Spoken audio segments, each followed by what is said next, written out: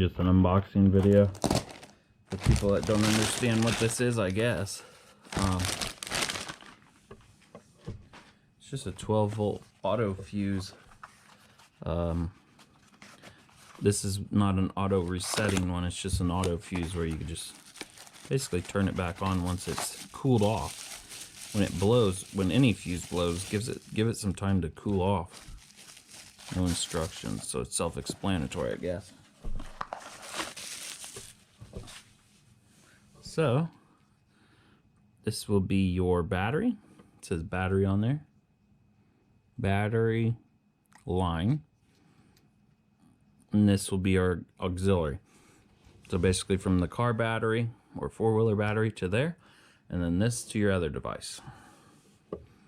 And then when you want it to be live, so the power is going through there, just push it up like that, and it'll complete the circuit. Now if something goes wrong, rubbing your wire or something, this should trip itself, but to test it, you push that,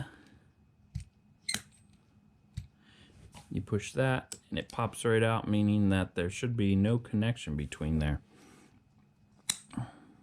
Has a nice good feel to it.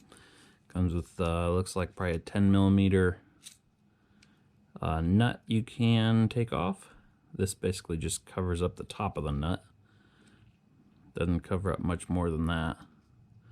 Then you got 2 screw holes. This doesn't feel cheap at all. This feels really good plastic, molded plastic.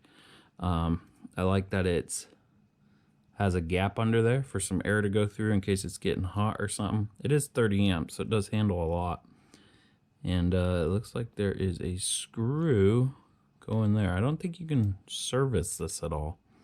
Yeah, it's all riveted together. I don't know quite what that screw is for. But yeah. Should look like that. If something's wrong with your system, push it back in and it should stay like that for hopefully its whole life. Thanks for watching.